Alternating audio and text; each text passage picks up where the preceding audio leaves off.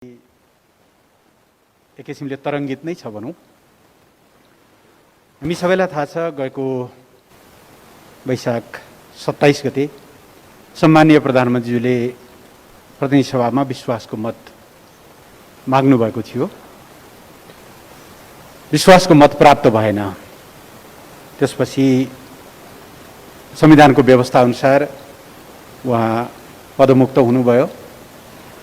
सम्माननीय राष्ट्रपतिज्यूले 3 दिनको समय दिएर संविधानको 76(2) अनुसार सरकार गठनका लागि दलहरूलाई आह्वान गर्नुभयो। तर कुनै पनि दलले आवश्यक संख्या पुर्याउन नसकेपछि संवैधानिक व्यवस्था अनुसार नै धारा 76(3) को प्रबन्ध अर्थात् प्रतिनिधि सभामा सबैभन्दा ठुलो दलको नेताको हैसियतले गएको वैशाख 30 गते सम्माननीय प्रधानमन्त्रीज्यू यो प्रतिनिधि सभाको कार्यकालमा दोस्रो पटक र समग्रमा तेस्रो पटक प्रधानमन्त्री पदमा नियुक्त हुनुभएको हामी सबैलाई थाहा छ। र वैशाख 31 गते उहाँले प्रधानमन्त्री पदको शपथ ग्रहण गर्नुभएको पनि बेहोरा हामी सबैलाई थाहा छ। यसबीचमा दलहरूको पोजिसनमा तात्विक कुनै फरक नआएको, संसदमा विश्वासको मत प्राप्त हुने कुनै विश्वसनीय आधार पनि नरहेको र मुलुकलाई लामो समय अन्यलमा राख्नु वाञ्छनीय नहुने निष्कर्षका साथ सम्माननीय प्रधानमन्त्रीले मार्ग प्रशस्त गर्नुभएको हो। यस सम्बन्धी धेरै जिज्ञासाहरू यहाँहरूको मनमा छन्। अनेकौं आशंकाहरूका कथाहरू पनि यसबीचमा सतहमा आएका छन्। विभिन्न खालका अनुमानहरू पनि भएका छन्। यी सबै कुराहरूलाई प्रश्न पार्नका निम्ति यहाँहरूलाई र यहाँहरू मार्फत आम नेपाली जनतालाई स्पष्ट पार्नका लागि यो भेटघाट कार्यक्रम आयोजना गरिएको हो। यहाँहरू सबैलाई यो पत्रकार भेटघाट कार्यक्रममा फेरि एकचोटि स्वागत गर्दै सम्माननीय प्रधानमन्त्रीलाई यो हिजो यहाँले गर्नुभएको निर्णय, पत्राचार, यसको औचित्य र भावी राजनीतिक कोर्सको बारेमा आफ्ना भनाइहरू राखिदिनु हुन म हार्दिक आग्रह गर्न चाहन्छु। त्यसपछि केही समय हामीले यहाँहरूका जिज्ञासाहरू पनि लिनेछौँ। धन्यवाद।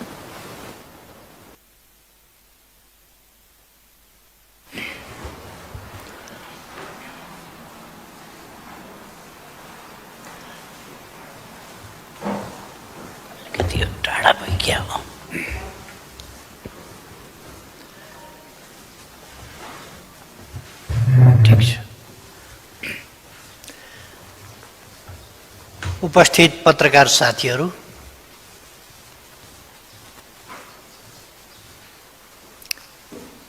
फेरि एकपल्ट म सबैलाई छोटो समयको सूचनामा साथीहरू उपस्थित हुनुभएकोमा हार्दिक धन्यवाद भन्न चाहन्छु र स्वागत गर्न चाहन्छु।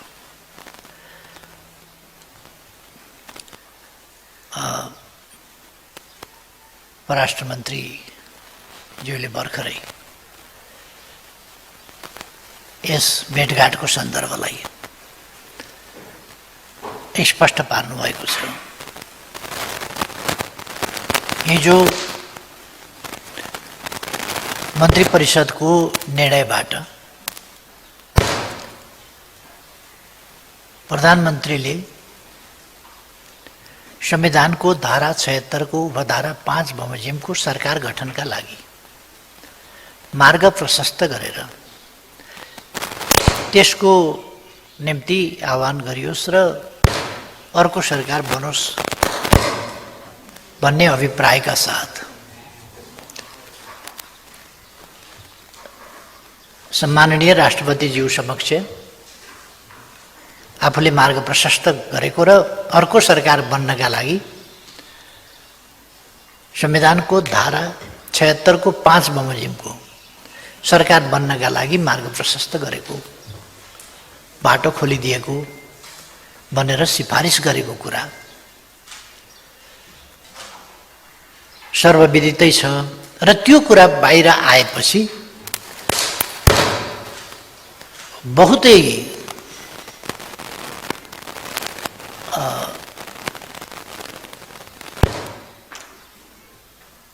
कृत्रिम नाटकीय व्याख्याहरू हुने गरेको पाइयो। मानिलिउँ यो असाध्य नयाँ कुरो अचानक आइपुग्यो जस्तो। यदि यो नगरीय र विश्वासको मत लिएको भए विश्वासको मत प्राप्त हुँदैन थियो भन्ने कुरा त्यो स्पष्ट छ। त्यसको व्याख्यामा म बसिजान्छु। विश्वासको मत प्राप्त हुँदैन थियो। फेरि जाने संविधानको धारा 5 कै प्रक्रियामा हो। त्यसो भइसकेपछि हामीले जेठ 15 गते संविधानले नै तोकेको छ बजेट प्रस्तुत गर्नुपर्छ। त्योभन्दा अगाडि नीति कार्यक्रम प्रस्तुत गर्नुपर्छ। नीति कार्यक्रम र बजेट प्रस्तुत गर्न नयाँ सरकार बन्नेलाई 14 गते सरकार बन्यो भने 15 गते बजेट कसरी पेश गर्ला? 13 गते 12 गते 11 गते सरकार बन्यो भने बजेट कसरी पेश गर्ला? आफ्ना नीतिहरू कसरी सूत्रीकृत गर्ला? कार्यक्रमहरू कसरी तर्जुमा गर्ला?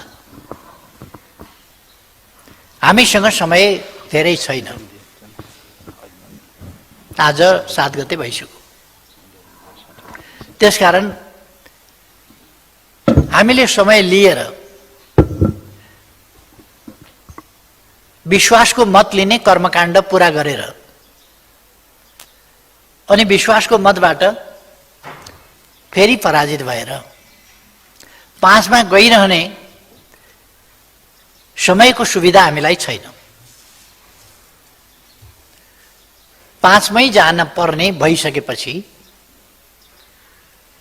प्रधानमन्त्रीले मार्ग प्रशस्त गरिदिनु र सरकार गठनको बाटो खोलिदिनु समयको चापको हिसाबले र परिस्थितिको हिसाबले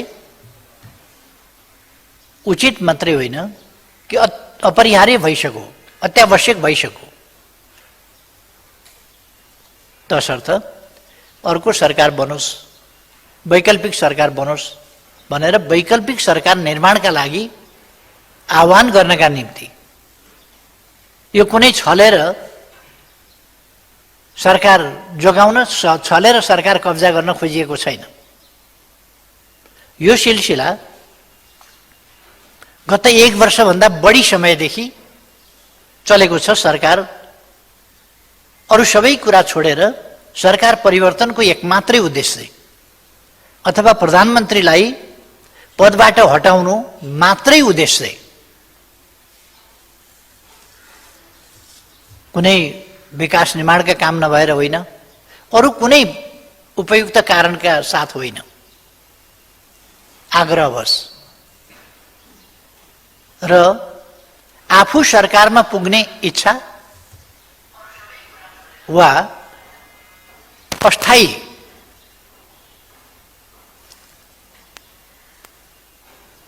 एउटा यस्तो खालको स्थितिमा पुर्याउने कि स्थायित्व छैन, अस्थायी ढङ्गले सबै कुरा चलिराखेको छ जस्तो यो त गत वर्षदेखि नै छ। जब संसद अलिक अशक्त स्थितिमै पुग्यो, नयाँ सरकार दिन सक्ने स्थिति, मैले प्रधानमन्त्रीको हैसियतमा नयाँ सरकार दिन सक्ने अवस्था देखिन।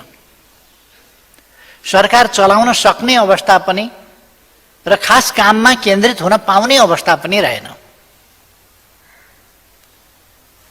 त्यो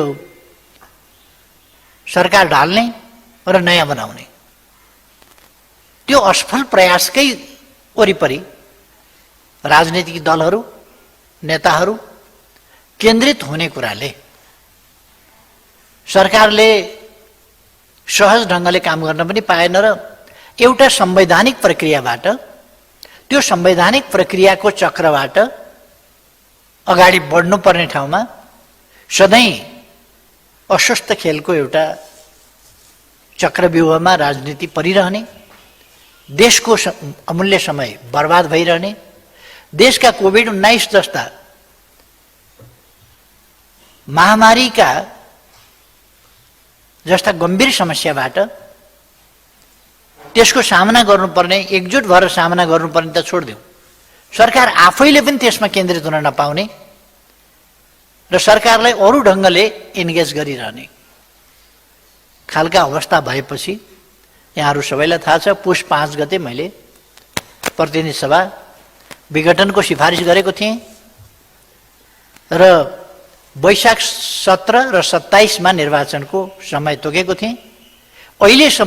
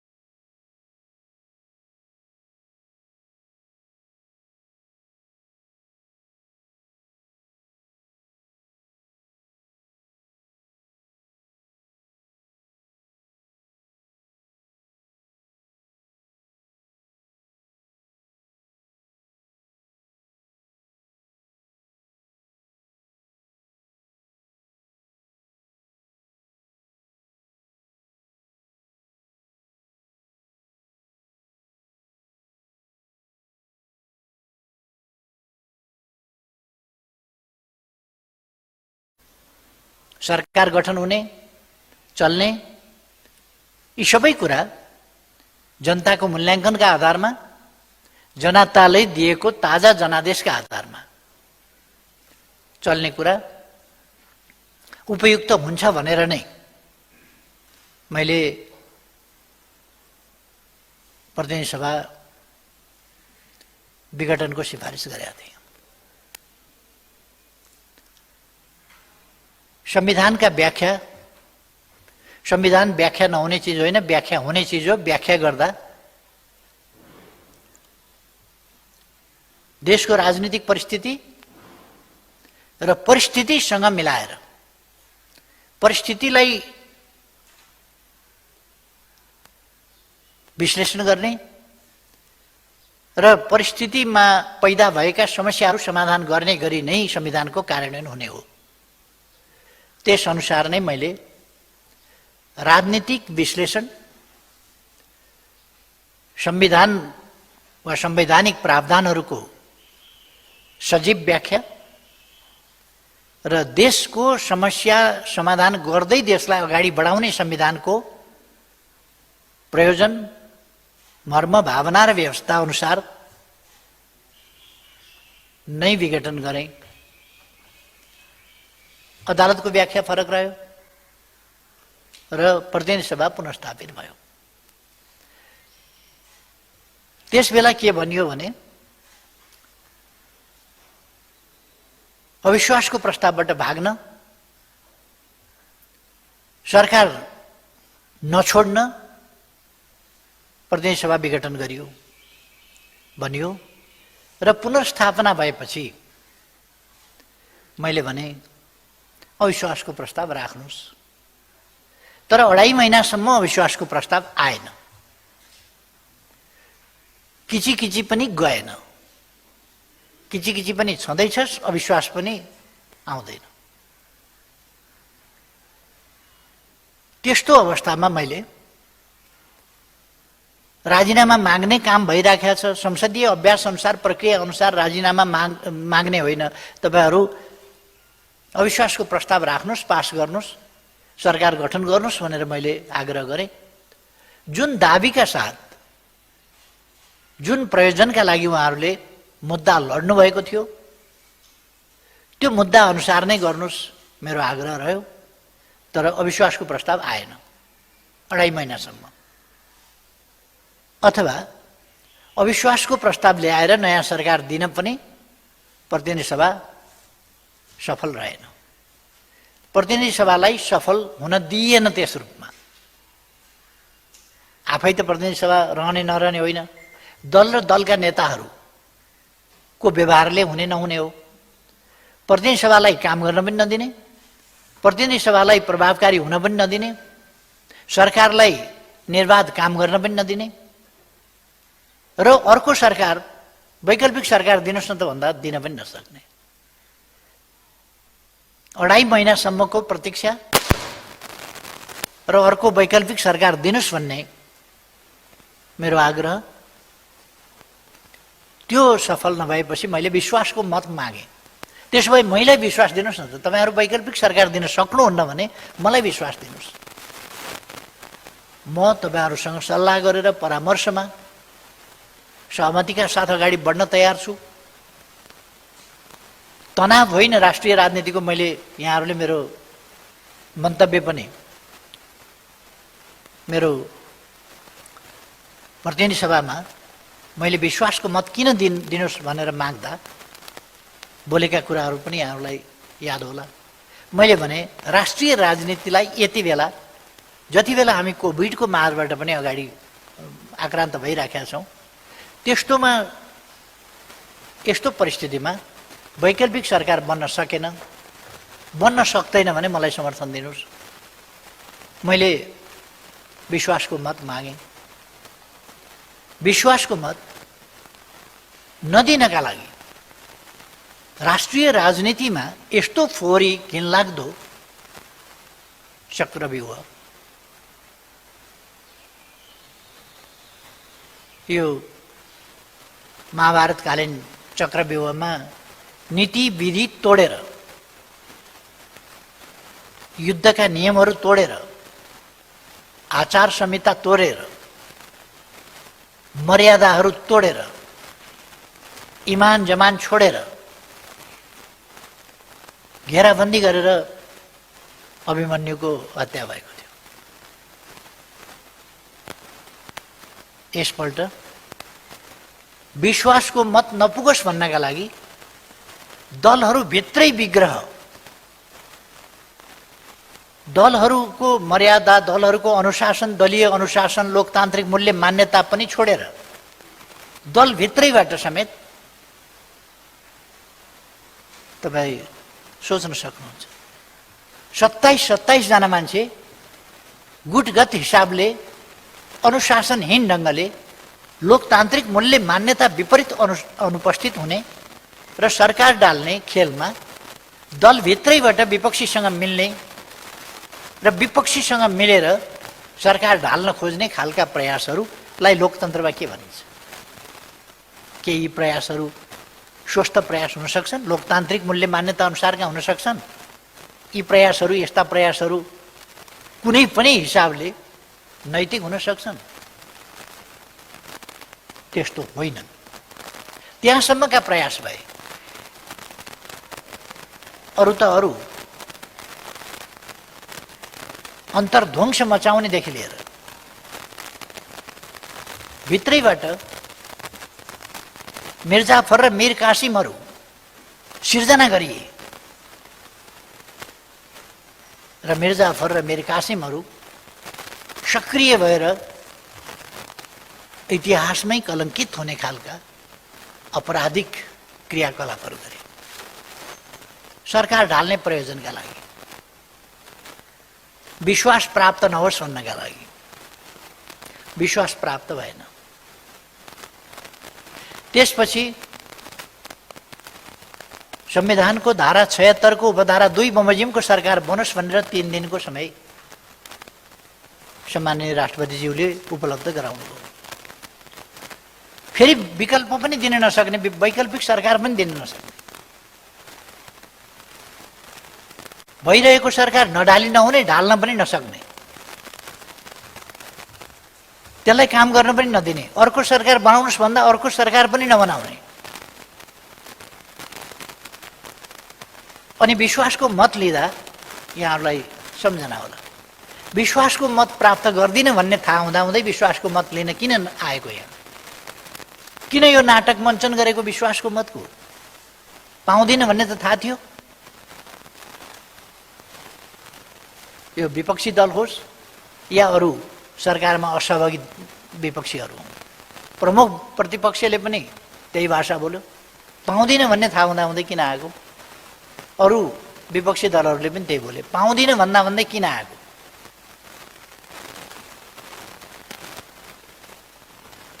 प्रमुख प्रतिपक्ष बाहेकका दलहरूले के भने, तपाईले यो संसदमा विश्वासको मत लिन नैतिक हिसाबले पनि आउन मिल्दैन। अब 76-2 को सरकार पनि बनेन। मैले चाहेर होइन, संविधानले मलाई फेरि प्रधानमन्त्री, अब कसैलाई मन नपर्नु, कसैलाई रिस उठ्नु, कसैलाई बढी त्यो अप्रिय कुरा लाग्नु बेग्लै कुरा हो, तर संविधानले त्यही भन्छ 76-2 अनुसारको सरकार बनेन भने 3 को बनाऊ।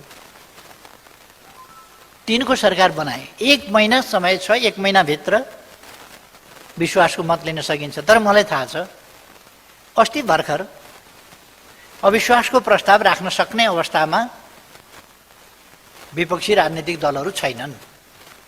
त्यो 2.5 महिनाको अभ्यासबाट देखियो। अविश्वास राख्नका लागि संसद फिर्ता पाऊँ भनेको, प्रतिनिधि सभा फिर्ता पाऊँ भनेको अविश्वास राख्ने स्थिति भएन। त्यसपछि विश्वासको मत मैले प्राप्त गर्न सक्ने स्थिति भएन। विश्वासको मत नदिएर सरकार ढाल्नलाई व्हिप उल्लङ्घन गर्ने, आदेशको पालना नगर्ने, दलीय मर्यादा, लोकतन्त्रको आधारभूत मूल्य मान्यता समेतको धज्जी उडाएर अनुपस्थित बस्ने सम्मका अलोकतान्त्रिक हरकतहरू संसदभित्र पसाइए, लोकतन्त्रभित्र पसाइए, लोकतन्त्रको हुर्मत लिने काम गरिए। यो एउटा सरकारको मात्रै प्रश्न होइन, लोकतन्त्रको प्रणालीको प्रश्न हो र प्रणालीको हुर्मत लिने काम भयो। विश्वासको मत आएन, विश्वासको मत पाउने स्थिति छैन। 2 को सरकार पनि बनेन। अब 3 अनुसारको सरकारले फेरि समय विश्वासको मत पाउन्न भन्ने थाहा हुँदाहुँदै, साथीहरूले अस्ति गरेका बहस जस्तै विश्वासको मत पाउँदिन भन्ने थाहा पाउँदै विश्वासको मत पर्खिएर यसरी समयले चापेको बेला नीति कार्यक्रम बजेट, अरूभन्दा पनि बजेट जेठ 15 गते त ल्याउनै पर्छ सरकारले। त्यसकारण वैकल्पिक सरकार बन्ने अवसर दिने हो भने तत्काल दिन जरुरी छ। यो त कसैको अधिकार खोजेको कुरा त होइन नि। मैले भने मार्ग प्रशस्त गरिदिएको छु, मैले मार्ग प्रशस्त गरेको छु। अर्को सरकार बनाउनका लागि वैकल्पिक सरकार बनाउन आह्वान गर्ने, समय दिने काम सम्माननीय राष्ट्रपतिज्यूबाट होस्। मैले भने यसमा षड्यन्त्र कहाँ भयो, बन्न नदिएको कहाँ भयो? अनि 1 दिनको समय दिएको 21 घण्टा जोडेर कति 2.5 महिना दिँदाखेरि किन थोरै भयो त? 2.5 महिना पनि पर्याप्त त भएन। अविश्वासको प्रस्ताव त कसैले राख्न सकेन 2.5 महिनामा। अनि 2.5 महिना नै दिने कि कति दिने त? 2.5 महिनामा नभएको अस्ति 3 दिन दिएको, 3 दिनमा पनि त हुन सकेन। हुन सक्ने हो भने 24 घण्टामा के भयो? दलहरू मिलेर जाँदाखेरि भइहाल्छ। दलहरू मिलेर जाँदाखेरि आज त दिनभरि त होला नि त, 5 बजेसम्म। दिनभरिमा दलहरू मिलेर जान सकिँदैन, त्यो गए भयो। वैकल्पिक सरकार बनाए भयो। वैकल्पिक सरकार बनेमा मैले स्वागत गर्नेछु। अथवा म फेरि पनि आह्वान गर्छु, कुनै षड्यन्त्र होइन, तपाईहरु सरकार बनाउनुहोस्, वैकल्पिक सरकार बनाउनुहोस्। म दलहरूलाई, दलका नेताहरूलाई आग्रह गर्छु, बनाउनुहोस् वैकल्पिक सरकार। मेरो रचनात्मक सहयोग हुनेछ। यस्तो सधैँको खिचखिच, सधैँको किचपिच होइन, सहयोगका साथ मेरो दल त्यस सरकारलाई सहयोगी भावनाका साथ अहिलेको कोभिडको विरुद्ध र अघि पछि पनि अरू इस्युमा पनि सहयोगी भावनाका साथ मेरो दल प्रस्तुत हुनेछ। सरकार बनाउनुहोस्। सक्नुहुन्न भने मलाई समर्थन गर्नुहोस्। कसले विघटन गर्न खोज्यो संसद, मलाई समर्थन गर्नुहोस्। मैले अस्ति पनि भने समर्थन गर्नुहोस्।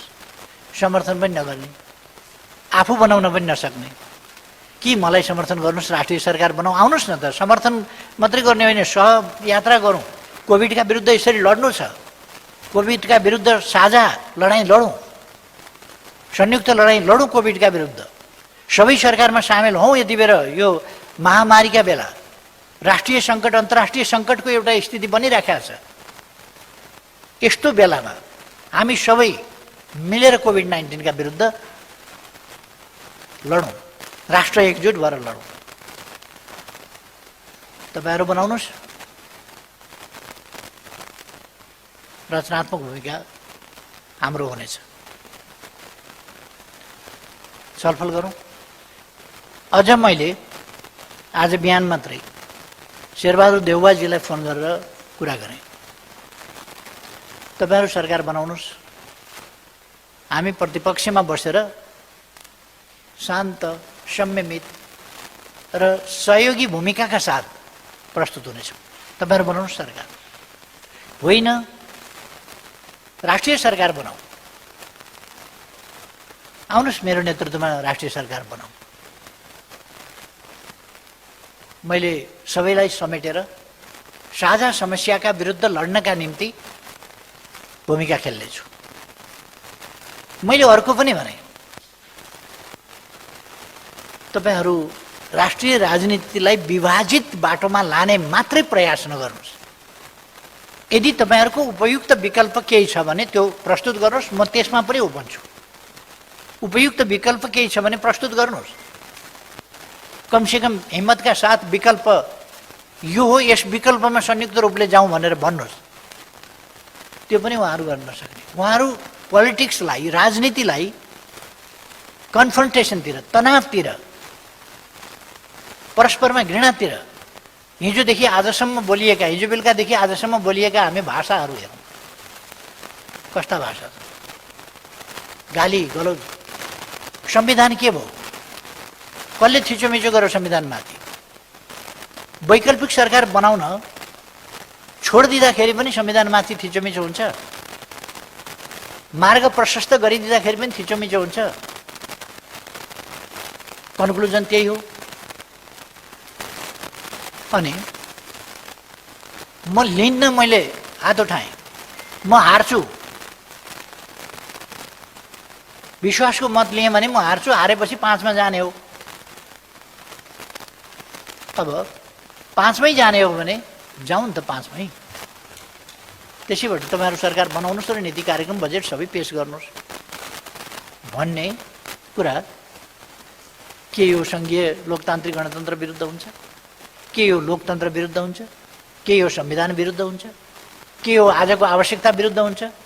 के कोभिडका विरुद्ध संयुक्त ढङ्गले लड्ने हाम्रा आवश्यकताका विरुद्ध हुन्छ? यो राष्ट्र यति बेला तनावतर्फ होइन, तनाव शिथिलीकरण र एकताबद्ध भएर अगाडि जानुपर्ने बेला। तनाव मात्रै किन गर्ने? कोही राष्ट्रपतिलाई महाअभियोग लगाउनु पर्छ भनेको छ। राष्ट्रपतिलाई महाअभियोग लगाउने आक्रोश, कुण्ठा अथवा के हो यो? राष्ट्रपतिलाई हामीले संविधानमा के अधिकार दिएका छौँ? प्रधानमन्त्रीमाथि ल्याऊ न, अविश्वास प्रस्ताव ल्याऊ, बहुमत ल्याऊ, बनाऊ, सरकार बनाऊ भनेकै छ त। अविश्वास प्रस्ताव पनि ल्याऊ भनेको हो, अर्को सरकार बनाऊ भनेकै हो। अहिले पनि भनेको छ वैकल्पिक सरकार बनाऊ भनेर साथीहरूलाई भनेको छ। अनि प्रधानमन्त्रीले संविधानमा लेखेको कुरा के छ भने प्रधानमन्त्रीले जे सिफारिस गर्छ, मन्त्री परिषदको सिफारिस प्रधानमन्त्रीद्वारा जे राष्ट्रपति कहाँ जान्छ त्यही राष्ट्रपतिले गर्नुपर्छ। अनि राष्ट्रपति माथिको आक्रोश किन? यो गणतन्त्र विरुद्धको खेल हो। यो राष्ट्रपतिको विरोध, गणतान्त्रिक संस्था, गणतान्त्रिक प्रणाली र गणतन्त्रको सर्वोच्च संस्था, गणतन्त्रको प्रतीक हो राष्ट्रपति। राजतन्त्रको प्रतीक हुन्छ राजा, गणतन्त्रको प्रतीक हुन्छ राष्ट्रपति। राष्ट्रपति राजतन्त्रमा हुँदैन, राजा गणतन्त्रमा हुँदैन। त्यस अवस्थामा राष्ट्रपतिको हुर्मत लिने काम, राष्ट्रपतिको अपमान गर्ने काम, राष्ट्रपति संस्थाको मर्यादा घटाउने काम आफ्नो पार्टीको भएन वा आफ्नो स्वार्थ अनुसार भएन भने राष्ट्रपतिका संवैधानिक सीमा र काम कर्तव्यहरू त बुझ्न पर्छ होला नि। अर्को, हामी कस्तो सभ्य असभ्य के समाज निर्माण गर्न खोजिरहेका छौँ? हामीले सभ्य समाज निर्माण गर्नु पर्दैन। म जवाबदेही छु प्रधानमन्त्रीको हैसियतमा। मैले गरेको सिफारिसप्रति म जवाबदेही छु। पहिले पनि म जवाबदेही थिएँ, मैले गरेको हो। अहिले पनि म जवाबदेही छु, मैले गरेको हो। राष्ट्रपति समक्ष सिफारिस। र यहाँ संविधानको व्याख्या गर्ने स्वतन्त्र न्यायपालिका होला। पहिले पनि संविधानको व्याख्या गरेको देखिएको छ। वैकल्पिक सरकारका लागि मार्ग प्रशस्त गरेर सरकार बनाउनुहोस् भन्दा कसरी वैकल्पिक सरकारको बाटो थुनेको हो र, छिकेको हो र? यो बाटो खोलिदिएको छ। अहिलेको सरकारका विरोधीहरूलाई एकजुट भएर यो सरकारलाई विस्थापित गर्ने बाटो खोलिदिएको छ। गर्नुहोस्, एकजुट भएर विस्थापित गर्ने बाटो खोलिदिएको छ नि, त्यो गर्नुहोस्। मैले भने अर्को सरकारलाई, वैकल्पिक सरकारलाई हाम्रो रचनात्मक सहयोग हुनेछ। हामी त्यस सरकारप्रति असहिष्णु अथवा त्यसलाई कुनै ढङ्गले नकारात्मक ढङ्गले हेर्दैनौँ। यो संवैधानिक प्रक्रिया हो। यो लोकतन्त्रमा यस्तो हुन्छ। किन यस्तो आवेश उत्तेजनाको राजनीतिमा साथीहरू जानुहुन्छ, दलहरू जानुहुन्छ, नेताहरू जानुहुन्छ, प्रतिगमन देख्नुहुन्छ भने जस्तो भएन भने? प्रतिगमन अस्ति के विषयमा हो? प्रतिगमनका विरुद्ध लड्नु भने के पो एउटा होइन, यो अस्ति भर्खर के हुँदाखेरि हो? ए शपथ। सरकार बन्यो, मैले शपथ ग्रहण गरेँ, प्रतिगमन भयो। सबै जनता, जान्ने सुन्ने बुद्धिजीवी पत्रकार सबैजना मिलेर, राजनीतिक दलहरू मिलेर, सबै मिलेर प्रतिगमन भयो देशमा। केपी ओलीले शपथ लियो, फेरि शपथ लियो, प्रतिगमन भयो, लडौँ प्रतिगमनका विरुद्ध भन्ने आह्वान भयो। ताज्जुब लाग्छ।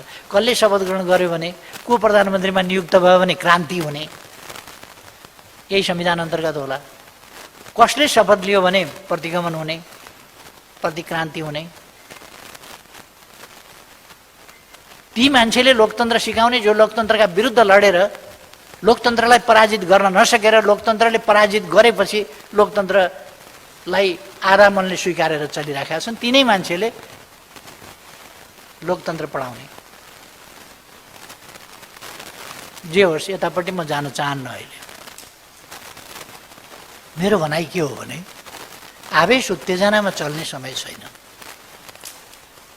हामीले अहिले देशको परिस्थितिलाई यस्तो महामारीका बेला गम्भीरतापूर्वक लिनुपर्दछ र साझा प्रयासबाट यसको समाधान गर्नुपर्दछ। साझा प्रयासबाट। त्यो साझा प्रयास मलाई समर्थन गरेर हुनसक्छ, वैकल्पिक सरकार बनाएर हुन सक्दछ, अर्को विकल्प कसैले अगाडि सारे पनि हुन्छ, त्यो विकल्प सार्नुहोस् अगाडि, त्यो गरे पनि हुन्छ। मेरो पहिलो चोइस त आफै विकल्प हो।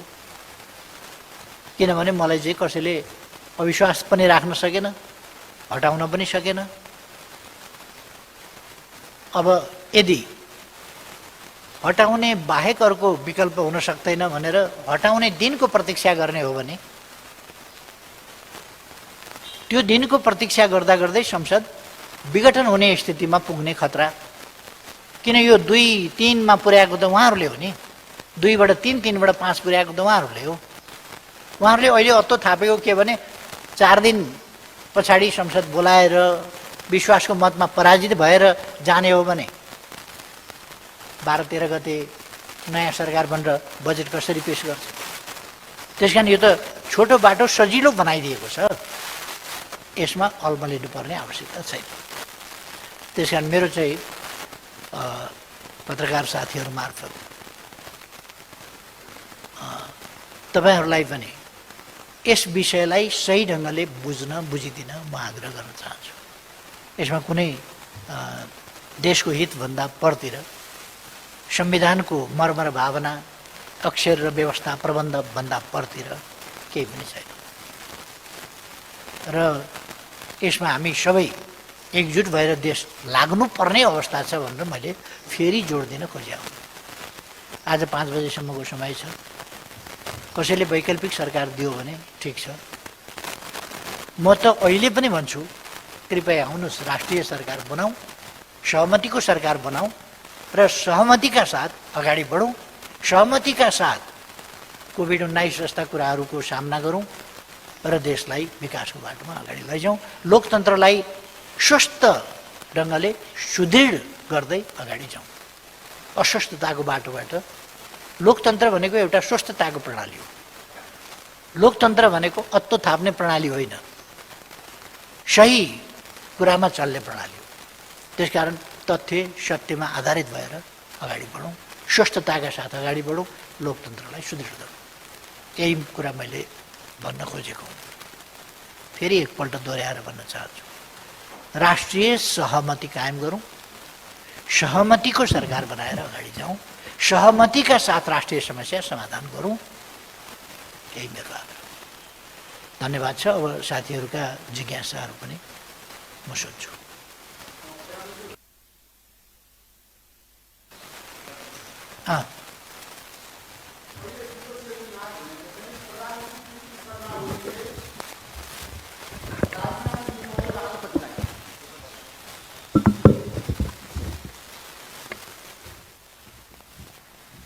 प्रधानमन्त्री, अहिले विपक्षीको माग भनेको चाहिँ प्रधानमन्त्री केपी शर्मा ओलीले पहिला राजीनामा दिनु पर्यो, राष्ट्रपति सामु गएर, अनि तपाईँ पदमुक्त भइसकेपछि संविधानको धारा 76 को 5 अनुसारको संयुक्त सरकार बनाउनको लागि राष्ट्रपतिले आह्वान गर्नु पर्यो।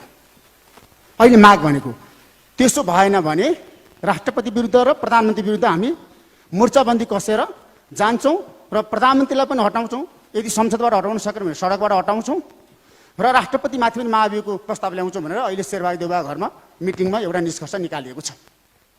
त्यसमा चाहिँ तपाईँको पार्टीको वरिष्ठ नेता माधव कुमार नेपालले पनि के भन्नुभयो भन्दाखेरि अहिले भर्खरै म अब केपी शर्मा ओलीको विरुद्धमा जान्छु, सकेसम्म म 40% पुर्याएर ल्याउँछु, पार्टी फोरेर म प्रधानमन्त्री बन्छु, होइन भने तपाईँहरू प्रधानमन्त्री बन्न तयार हुनुहोस्, म साथ दिन्छु भनेर उहाँ आउनु भएको छ।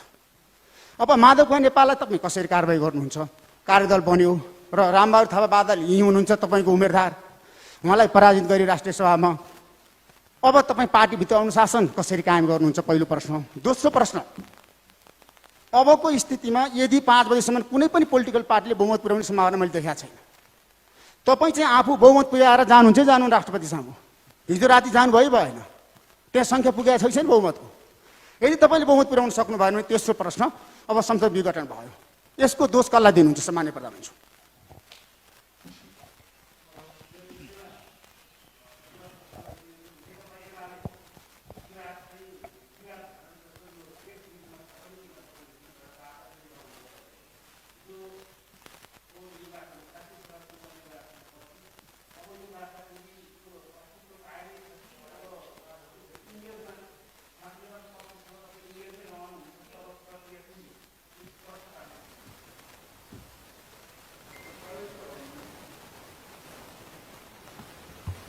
प्रधानमन्त्री, म एउटा प्रश्न गरिहालौँ।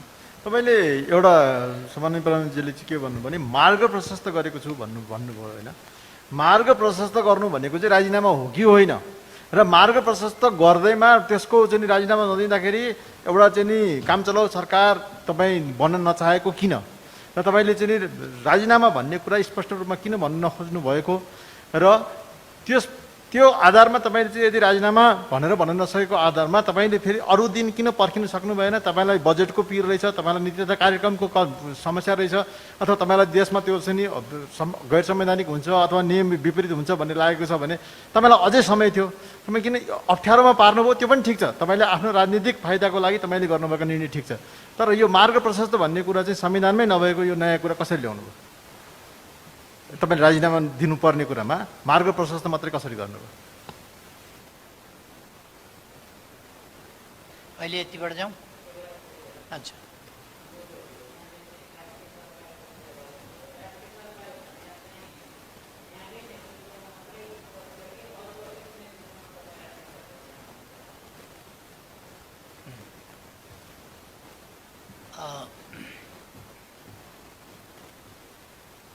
चारवटा प्रश्न आए। चारवटा प्रश्नमा अरू 2-3वटा प्रश्न पनि मिसिएको छ जस्तो लाग्छ।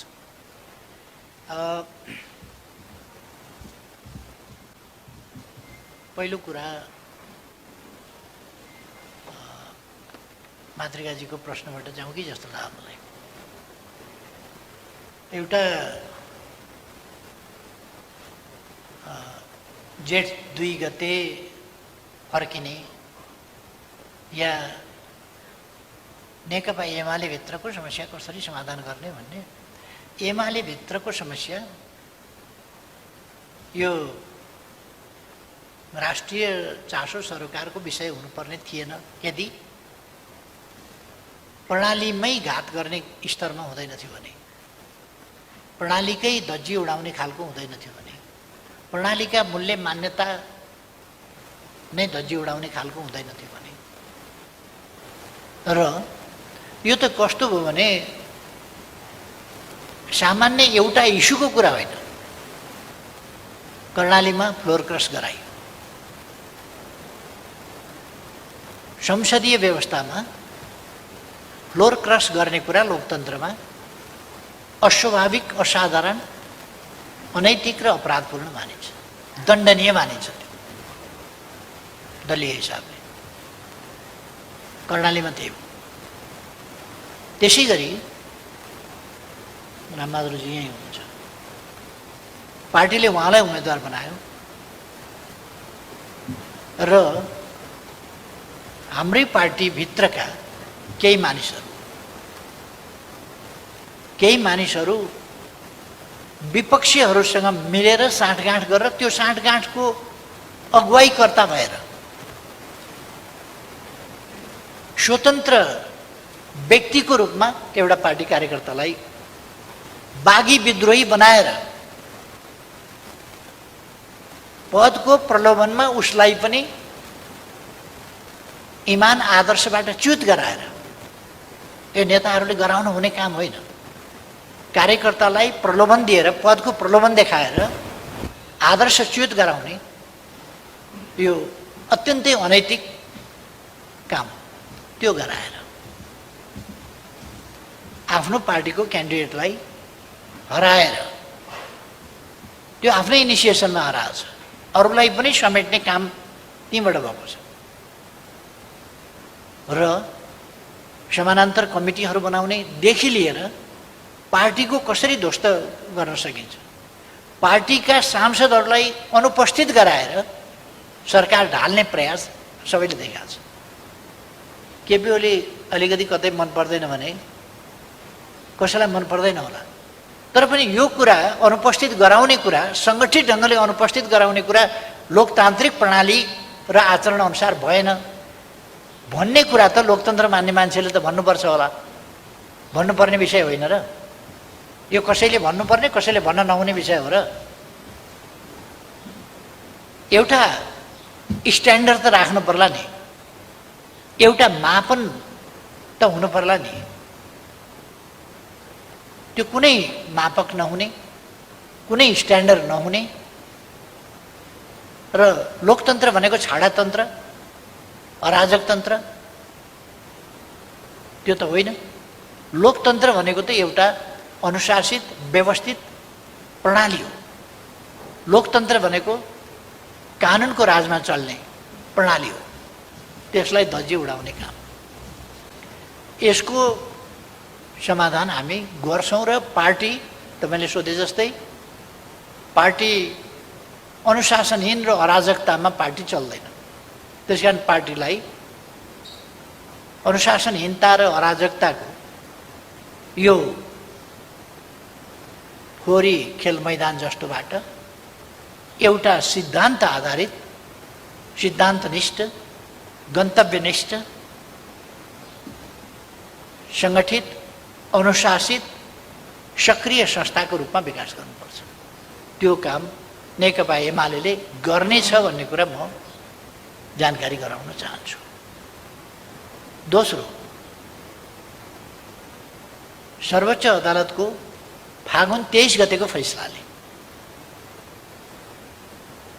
अर्कोको नाममा पहिले जेठ 3 गते पार्टी दर्ता गर्दा भइरहेको अर्काको नाममा दर्ता गरिएछ। अर्काको नाममा दर्ता भएपछि नाम जुदाएर दर्ता गर्न कानुनले मिल्दैन। नमिलेपछि दर्ता खारेज भयो। फागुन 23 गतेको फैसलाले दर्ता खारेज भयो। दर्ता खारेज भएपछि पार्टीहरू दर्ता पूर्वको स्थितिमा फर्किए। सर्वोच्च अदालतले पार्टी फुटाइदियो भन्ने कुरा होइन, दर्ता पूर्वको त्यो, किन दर्ता चाहिँ सदर हुन सकेन अर्काको नाममा भएको हुनाले सदर नभएपछि दर्ता पूर्वको स्थितिमा फर्किए। दर्ता पूर्वको स्थितिमा फर्किएपछि अदालतले भन्यो, निर्वाचन आयोगलाई आदेश दियो कि फेरि अरूसँग नजुदाइकन नयाँ नाम लिएर आउने समय देऊ।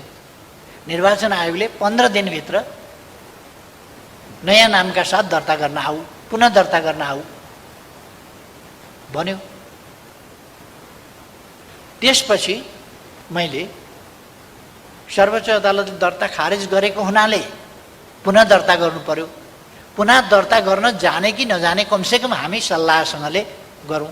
मैले प्रचण्डजीलाई फोन गरेँ। तपाईँहरू सबैलाई थाहा छ, प्रचण्डजीले मेरो फोनको धज्जी उडाएको, माखौल उडाएको तपाईँहरूलाई थाहा छ। मलाई उनसँग भेट्न कुरा गर्न मन छैन भनेको। जब भेट्न कुरा गर्न मन छैन, टेलिफोन गरेर कुरा गरौँ, भेटौँ भन्दाखेरि त्यसलाई माखौल उडाइन्छ भने फेरि नयाँ नामका साथ दर्ता गर्न जाने मूढ मनस्थिति के रहेछ? कसैले दर्ता गर्न जाने प्रयास गरेको तपाईँहरूले देख्नुभयो? मैले प्रचण्डजीलाई फोन गरेको, मैले माधवजीलाई फोन गरेको, मैले माधवजीलाई भेटेको, प्रचण्डजीलाई भेट्न चाहेको, पटक पटक भेट्न चाहेको। आजसम्म पनि, आज पनि, अघि पनि मैले प्रचण्डजीलाई फेरि फोन गरेँ। प्रचण्डजीबाट फोन आउने गरेको छैन, मैले नै गर्ने गरेको छु। किनभने म प्रधानमन्त्री पनि हुँ, म प्रमुख पार्टीको अध्यक्ष पनि हुँ। त्यसकारण मैले नै गर्नुपर्छ भनेर मैले आजसम्म पनि लगातार गरेकै छु फोन। र त्यति बेला पनि मैले 15 दिनको समय हामीलाई निर्वाचन आयोगले दिएको छ भने हामी जाने हो कि होइन? जाने हो भने के नाम लिएर जाने? कसरी फेरि हामी एकजुट हुने? एकीकृत हामी कसरी हुन्छौँ त? हिजो त एउटा बेग्लै परिस्थिति देखा पर्यो। पार्टी कब्जा गर्ने, निकाल्ने, अध्यक्षबाट हटाउने, दलको नेताबाट हटाउने, साधारण सदस्यताबाट समेत हटाउने, त्यो त मौका मिल्दा त ती सबै तमासा त देखिए। तर 23 गतेको दर्ता बदरले, अर्काका नाममा दर्ता भएको हुनाले, दर्ता बदर हुनाले त्यो स्थितिबाट फर्कियो। उहाँहरूले त मेरो त पार्टी सदस्यता भने, पार्टी सदस्यता पनि कमसेकम पार्टी सदस्य भएको 52 वर्षपछि उहाँहरूले मेरो पार्टी सदस्यता त झ्वाम पारिदिनु भयो। त्यसबाट त्यो सदस्य, त्यो फैसलाले स्वतः फिर्ता भयो। अरू साथीहरूको पनि त्यस्तै हो। अब जेठ 2 गते पुग्ने भनेको के हो भन्दा दर्ता पूर्वको स्थितिमा फर्किने हो। यसबीचमा भए गरेका कामहरू, एकीकरणलाई हामीले अस्वीकार गरे हो र त्यो त लिगल कुरा हो। दर्ता पूर्वको स्थितिमा गयो। हामीले पार्टी एकीकरण गऱ्यौँ, त्यो त सत्य हो। एकीकरण हाम्रो चाहना थियो, हामीले गरेको हो एकीकरण। एकीकरण कायम छ। एकीकरणको हाम्रो आकाङ्क्षा पनि कायम छ, हाम्रा प्रयास पनि कायम छन् र त्यो एकीकरण अझ अगाडि बढाउँ भन्ने हाम्रो चाहना हो। तर त्यो अघि बढाउन केही मान्छेहरूले मानेनन्, पुनः दर्ता गर्न जान मानेनन्। माधवजी पेरिस डाँडाबाट एकीकरण भएर कसरी दर्ता गर्न जाने भन्नु भएन। उहाँले आफ्नो आफ्नो पार्टी गरी खाने भन्नुभयो, फर्किनुभयो। प्रचण्डजी एकीकृत भएर जाउँ भन्नु भएन, विदाई गर्नुभयो उहाँले। मैले फोन गरेर एकीकृत ढङ्गले नै अगाडि बढ्ने बाटो समाउँ भन्दा उहाँले अस्वीकार गर्नुभयो। यस स्थितिमा यो पार्टी अलग अलग हुने स्थिति बनेको। यसमा हामीले चाहिँ अलिकति स्पष्ट हुनुपर्छ। र जेठ 2 गते पुग्ने भनेको त्यो अर्थ हो। तर जेठ 2 गते पुग्दा स्वाभाविक रूपमा एकीकरण भएको, एकीकरणको प्रक्रिया 3 वर्ष चलेको, एकीकृत पार्टी बनेको, दर्ता मात्रै बदर भएर हामीले नयाँ पार्टी लानुपर्ने ठाउँमा केही साथीहरू नयाँ दर्ता गर्न अनिच्छुक भएको। अहिलेको स्थिति के हो भन्दाखेरि कानुनी रूपले दर्ता खारिज भयो र दर्ता पूर्वको स्थितिमा पुग्यो। एकीकरण कायम छ। यो पोलिटिकल कुरा हो। एकीकरण कायम छ। केही साथीहरू पुनः दर्ता गर्न जान इच्छा गर्नु भएन, मान्नु भएन, अस्वीकार गर्नुभयो। त्यसकारण पुनः दर्ता माओवादी केन्द्र र एमाले पुनः दर्ता गर्न जाने स्थिति भएन। त्यसो भएपछि अलग अलग नाममा पार्टी बसे, तर एकीकरण कायमै रह्यो। जो दर्ता गर्न जान मन्जुर थियो एक्लै जाने कुरा भएन, एक्लै जान त मिलेन। एक्लै जान नमिलेको हुनाले दर्ता गर्न जाने कुरा भएन, संयुक्त रूपमा उहाँहरू मान्नु भएन र दर्ता पूर्वको स्थितिमा फर्किँदा माओवादी केन्द्र र एमाले भयो। एकीकरण सहित हामीले एमाले नाम मन्जुर गर्नु पर्यो, किन नयाँ नाममा त दर्ता हुन जाने कुरा भएन, पुरानै नाममा फर्कियो। नयाँमा नगएपछि एमाले नै नाम भयो, तर यो हाम्रो एकीकृतै पार्टी हो, एकीकरण सहितको पार्टी हो र राजनीतिक रूपमा हामी एकीकृत छौँ। दर्ता पूर्वको स्थिति त्यो हो, त्यसलाई अस्वीकार गर्न सकिँदैन। त्यो एकीकरणबाट आएका साथीहरू जो त्यसरी आए एकीकृत छन्, एकीकरण छँदैछ। त्यसकारण कोही पनि एकीकृत भएका साथीहरू पूर्व माओवादी केन्द्रमा फर्किएन, एकीकृत पार्टीमै बसे। अवस्था त्यो हो। त्यसकारण यसमा इन्गेज गर्ने कि नगर्ने भन्ने कुरा होइन। हामीले पोलिटिकल्ली गरेको एकीकरण कायम छ, एकीकरणै हो। नाम एमाले भयो, किनभने अर्को नाम लिएर दर्ता गर्न जान अर्को पार्टी मानेन। त्यसपछि हामीले नाम अर्को फेरिरहनु पर्ने आवश्यकता भएन, पहिलेकै जुन थियो त्यही भयो। यसमा म त्यो स्पष्ट गर्न चाहन्छु र हाम्रो इन्गेज गर्ने कुरा होइन। हामीले समस्या समाधान गर्न खोजेका हौँ, तर उहाँहरूको समस्या समाधान गर्ने मनसाय नदेखिएर हिजोसम्म पनि चरम अलोकतान्त्रिक, अनैतिक, अनुशासनहीन काम हिजो मात्रै पनि गर्नुभएको छ। यसप्रति हामी उहाँहरूसँग यसको हिसाब किताब त गर्नै पर्छ, गर्नेछौँ। अब उहाँले उठाउनु भएको थियो 5मा जान चाहिँ राजीनामा गर्नै पर्छ भनेर संविधानले कहाँ लेखेको छ? राजीनामा गरेर मात्रै जान पाइन्छ भन्ने राजीनामा त कुरै छैन त्यहाँ। कुरो के छ भने विश्वासको मत ल्याऊ भन्ने छ। विश्वासको मत लिँदा त्यही स्वाभाविक ढङ्गले त्यहाँ पुग्ने हो। विश्वासको मत लिए सर मैले छोडिदिएँ भनेपछि यसमा हलो अड्काउने गोरु पड्काउने चाहिँ किन पर्यो? विश्वासको मत आएन, विश्वासको मत आउँदैन थियो, आएन, मैले छोडिदिएँ। मैले विश्वासको मत पाइनँ, चाहिएन। अनि विश्वासको मत के, विश्वासको मत पाएन भनेर फेरि एकपल्ट विश्वासको मत पाएन भन्ने कुराको रेकर्ड दर्ज गराउने मनसाय वा त्योभन्दा बाहिर त केही पनि हुँदैन।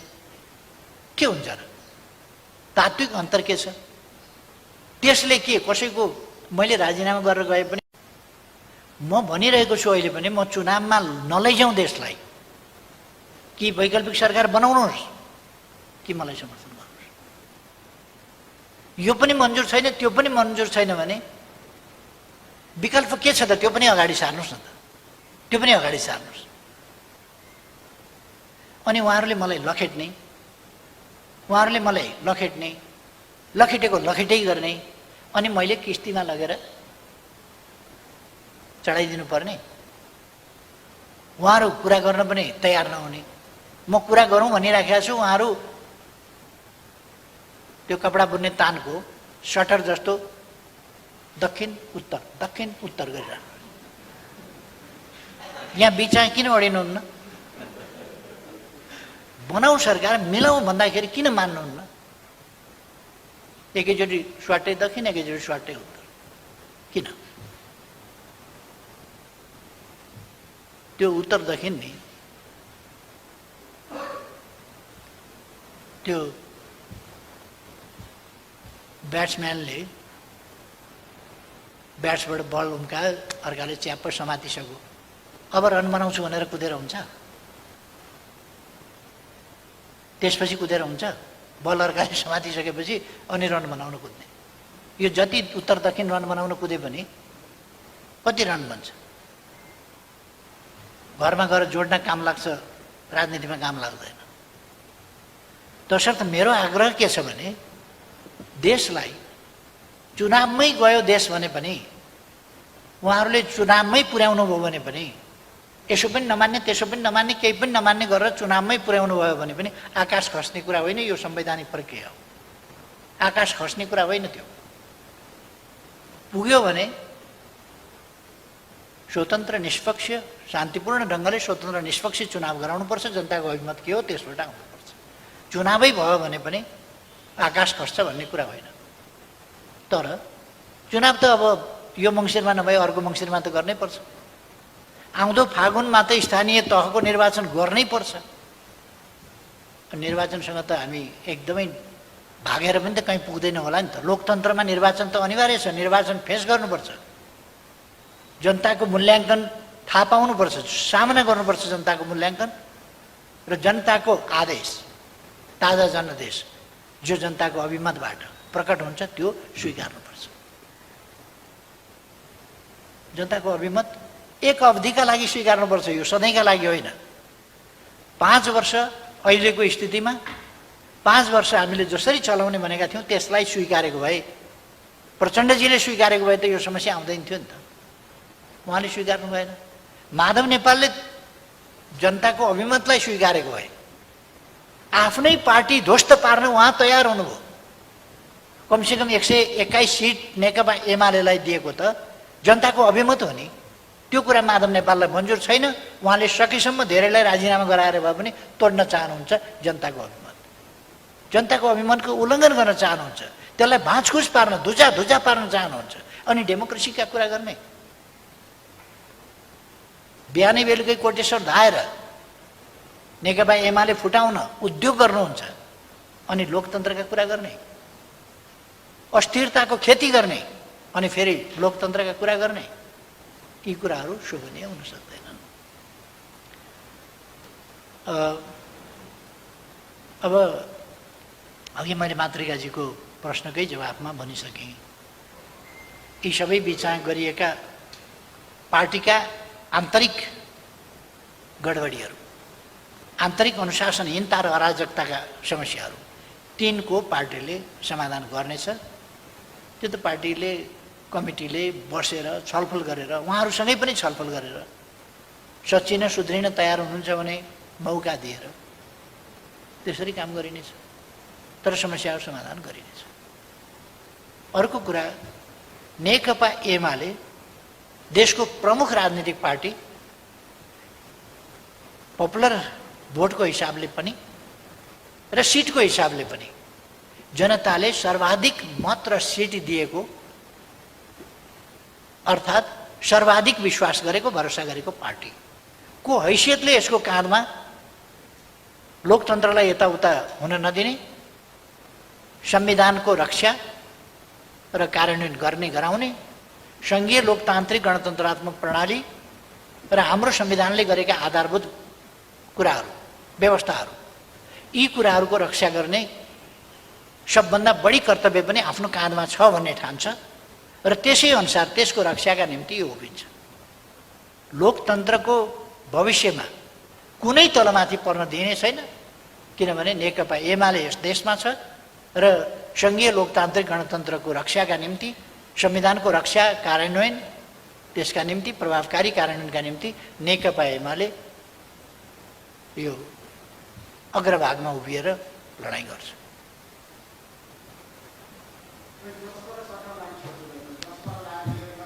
अहिले मैले सबैलाई आउनुहोस् भनिरहेको छु। जसपा मात्रै होइन त सबैलाई सरकारमा आउनुहोस् भनेको छु। छ अमितजी, यस प्लिज।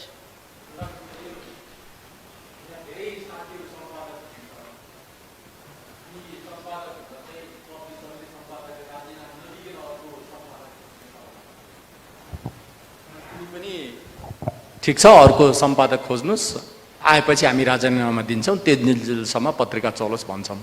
त्यो चाहिँ निजी कम्पनी हो।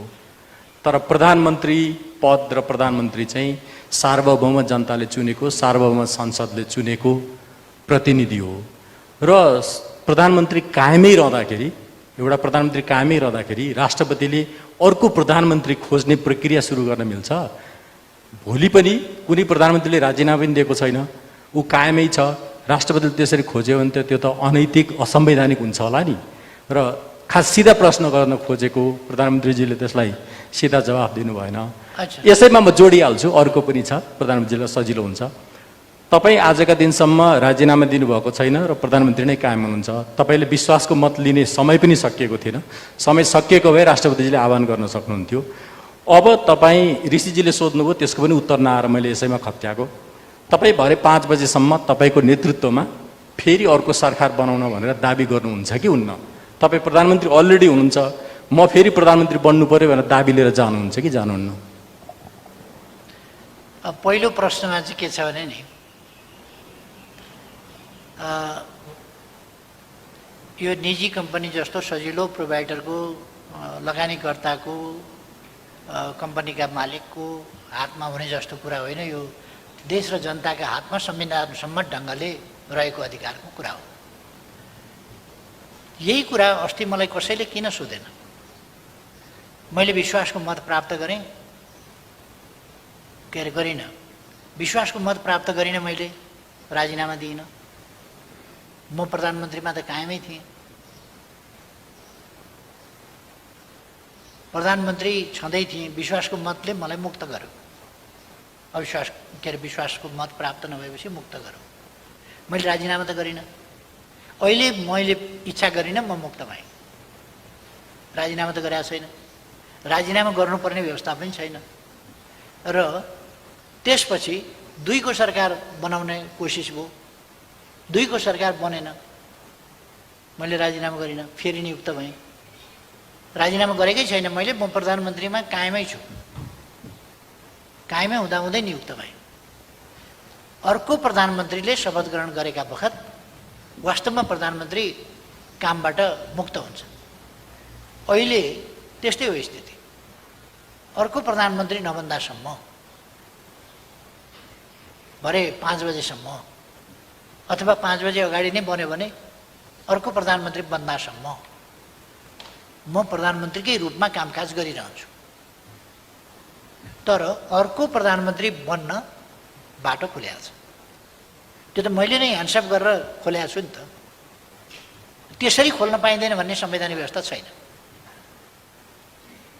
यदि मलाई सरकार चलाउन मन छ भने मैले विश्वासको मतमा जानुपर्छ। मन छ भने म दिक्क भइसकेँ सरकार चलाउन, मन छैन, किन विश्वासको मत मागिरहन्छु? मनै छैन मलाई त, विश्वास चाहिएकै छैन त। अर्को सरकारमा जाउँ, अर्को वैकल्पिक सरकार बनाऊ। त्यसका लागि त बाटो खोलेकै छ। सम्माननीय राष्ट्रपतिजीले मिलेन भनेर कुनै आह्वान त रोक्नु भएको छैन। उहाँले खोलिदिनु भयो बाटो, आह्वान गर्नुभयो, आऊ सरकार बनाऊ। त्यो सबैलाई अवसर छ। प्रतिनिधि सभाको सदस्य हरेक प्रतिनिधि सभा सदस्यलाई भरपर्दो आधार प्रस्तुत गर्ने अधिकार छ। त्यो गरेर लिएर जान पाएको छ भने कुनै कसैको अधिकारमा कतै कुण्ठा हुन भएन। मेरो अधिकार मैले प्रयोग गर्न चाहिनँ, किनभने मलाई थप सरकार चलाउनु छैन। यस्तोमा पनि सरकार चलाउन सकिन्छ। न कोही समर्थन गर्छ, न कोही साथ दिन्छ। त्यसो भने बनाउन त अर्को। यति दिनै पिछेको असहयोग, दिनै पिछेको विरोध, बदनाम गरेको छ, चरित्र हत्या गरेको छ। यस्तो स्थितिमा यति यो नन कोअपरेटिभ मात्रै होइन, मोर देन नन कोअपरेटिभ, त्यस खालको स्थितिमा एउटा विरोधको लागि विरोध सधैँको, त्यस स्थितिमा मैले सरकार चलाउनु छैन। चलाउनु भए मैले विश्वासको मत माग्नु पर्थ्यो। चलाउने अधिकार प्राप्त मैले विश्वासको मत प्राप्त गरेपछि पाउँथेँ। 30 दिनभित्र मैले विश्वासको मत लिनुपर्छ, अनि मात्रै फर्दर प्राइम मिनिस्टरको हिसाबमा मैले सरकार चलाउन पाउँछु। मलाई त्यो चलाउनु छैन, त्यस कारण मैले राष्ट्रपतिजीलाई भने अर्को प्रोसेस सुरु गरिदिनुहोस्। अब अर्को के थियो अरे?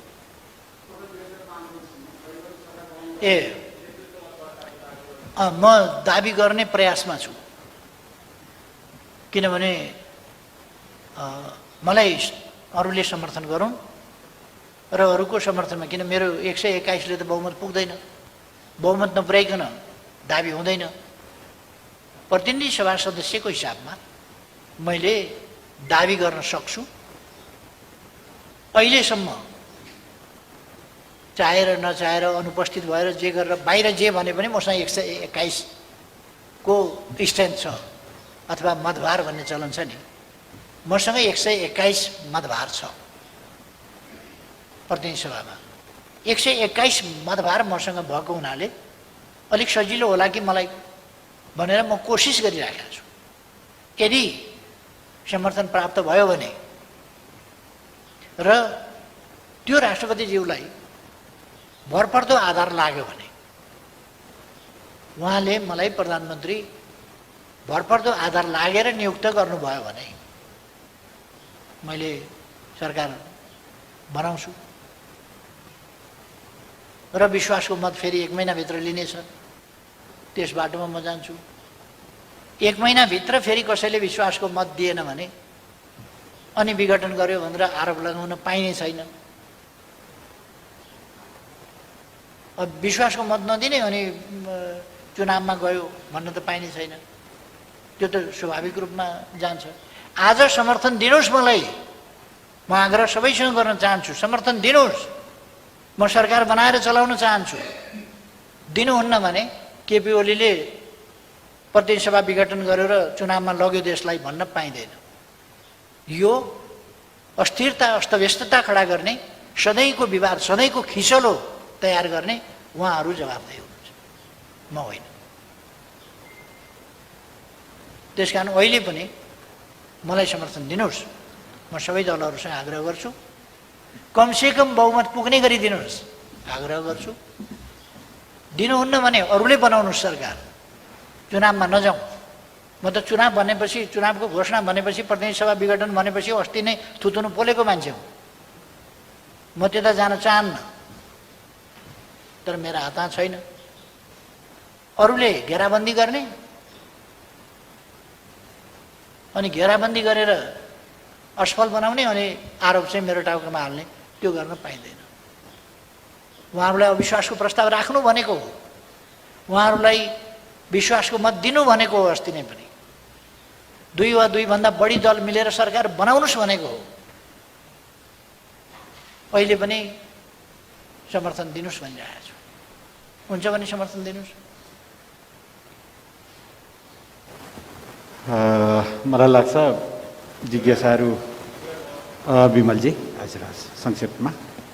सम्मानज्यूलाई यो हामीले जति पृष्ठभूमिको कुरा गरे पनि, यताबाट कोट्याए पनि उताबाट कोट्याए पनि स्पष्ट चाहिँ मेरो बुझाइ, धेरैको बुझाइ, आम पब्लिकको बुझाइ, सिभिल सोसाइटीको बुझाइ के छ भने मुलुक अब मध्यावधि निर्वाचनमा फेरि गयो, प्रतिनिधि सभा विघटनको औपचारिक घोषणा हुन बाँकी छ, डिलमा पुगेको छ भन्ने नै आम बुझाइ छ।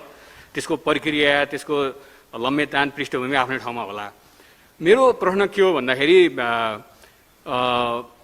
प्रधानमन्त्रीसँग अहिलेको जुन, हुन त मान्छेहरूले अमेरिकाको उदाहरण दिन्छन्, कोभिडकै बिचमा अमेरिकामा पनि चुनाव भयो।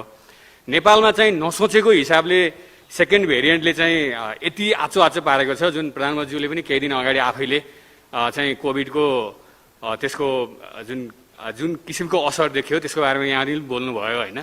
अब सङ्कटकाल 6 महिनाभित्र भएन भने त फेरि सङ्कटकालमा जान्छ। मलाई लाग्छ त्यतातिर त अहिले सोचाइ छैन होला। यस हिसाबले हेर्दाखेरि आउने मङ्सिरमा चुनाव गर्ने सरकारको भित्री तयारी हुनुपर्छ वा त्यही नै कदम हो भन्ने बुझिन्छ। तर अहिलेको गिभन कन्टेक्स्टमा कोभिडको यस्तो लहर चलिरहेको छ, मान्छेहरू WHO नै अनि त्यसपछि विभिन्न साइन्टिस्टहरूले, विभिन्न देशहरूले, अस्ति श्रीलङ्कामा पनि हामीले एउटा केस हेऱ्यौँ, थर्ड भेरिएन्टको, तेस्रो वेभको फेरि चर्चा आइरहेको छ। अस्ति हाम्रै स्वास्थ्य सेवा विभागले विज्ञप्ति निकाल्यो। यो स्थितिमा चाहिँ मङ्सिरमा चुनाव भएन भने हुने आधार के, भएन भने प्लान बी के हो प्रधानमन्त्रीको? धन्यवाद। यो कुरा वास्तवमा मसँग भन्दा पनि प्रतिपक्षका मित्रहरूसँग सोध्नुपर्छ। यो कोभिडको महामारीको स्थिति उहाँहरूले देख्नुभएको छ कि छैन? अहिले मुलुकले भोगिरहेका कठिनाई र सामने आइरहेका परिस्थितिलाई उहाँहरूले आकलन गर्नुभएको छ कि छैन? मेरो विरोध मात्रै उहाँहरूले देख्नुभएको छ, चराको आँखो जस्तै केपी ओली र केपी ओलीलाई झार्न धनुबाण तानेर बस्ने, हानि राख्ने मात्रै देख्नुभएको छ कि त्योभन्दा पर पनि देख्नुभएको छ? कोभिड देख्नुभएको छ कि छैन? अर्को, मसँग सैद्धान्तिक तपाईँहरूले 121 सिट छ हो, त मसँग 121 सिट छ भने 271 सिटमा बाँकी सिट चाहिँ अरूसँग छन् नि त। अनि 121 सिटले चाहिँ दोष लिनुपर्ने, 121 कटाएपछि कति 150 सिट रह्यो। अनि 150 सिटले चाहिँ जवाफदेही लिनु नपर्ने, 121 ले चाहिँ जोसँग बहुमत हुन्छ 150 सिट छ त्यसले जवाफदेही लिनु नपर्ने, म 121 भएकोले चाहिँ सबै कुराको अब्जस्ट लिनुपर्ने। 150 वालाले न आफू सरकार बनाउँछ न अरूलाई समर्थन गर्छ, त्यहाँनेरि हलो अड्काउने, अनि अब्जस्ट चाहिँ 121 भएकोलाई दिने। अझ त्यसमा पनि प्र्याक्टिकल्ली हामीले हेऱ्यौँ भनेदेखि त 93 रहेछ नि त। अरू त जति बेर जे पनि गर्न सक्ने रहेछ नि त। यो सरकार ढाल्नका लागि जति बेर जे पनि गर्न सक्ने त 27 जना त अस्ति देखियो त। पार्टीलाई धोका दिन सक्ने, पार्टीको टाउकोमा बन्चराले हान्न सक्ने, पार्टीको गर्दन तरबारले हान्न सक्ने, पार्टीलाई यताबाट हलाल गर्न सक्ने, ती त 27 जना त देखा पर्यो त अस्ति। त्यसो भएर त्यो 93 भएको बबुरोलाई चाहिँ हमला गर्ने। अनि 177 यो 27 समेत जो सरकारका विरुद्धमा खुलेर देखा परेको छ त्यो समेत 177 सिट हुन्छ। अनि 177 सिट 178 सिट हुन्छ। हजुर 177 जब 177 सिट विपक्षमा छ भने त्यो 177 जिम्मेवार हुन्छ कि 93 वाला जिम्मेवार हुन्छ। तसर्थ संसदको त 1/3 जसो मात्रै मसँग देखियो त। त्यस अवस्थामा म आग्रह गरिरहेको छु तपाईहरू मिलेर वैकल्पिक सरकार दिनुस् भनिरहेको छु। भाँजो हालेको छ र त्यहाँ। अनि उहाँहरूलाई दोष नहुने, सरकारको योजना यो छ, सरकारको यो छ दृष्टिकोण, उहाँहरूलाई मिल्न नदिएको, उहाँहरूलाई फुटाएको मैले हो। नेकपा एमाले भित्र जस्तो अरू पार्टीभित्र मैले हात हालेको छ। त्यसर्थ मैले त अन्त हात हालेको छैन। उहाँहरू मिलेर सरकार बनाए हुन्छ। सक्नुहुन्न भने संसद बचाउँ, कठिन अवस्था छ, मलाई समर्थन गर्नुहोस्, मलाई समर्थन गर्नुहोस्।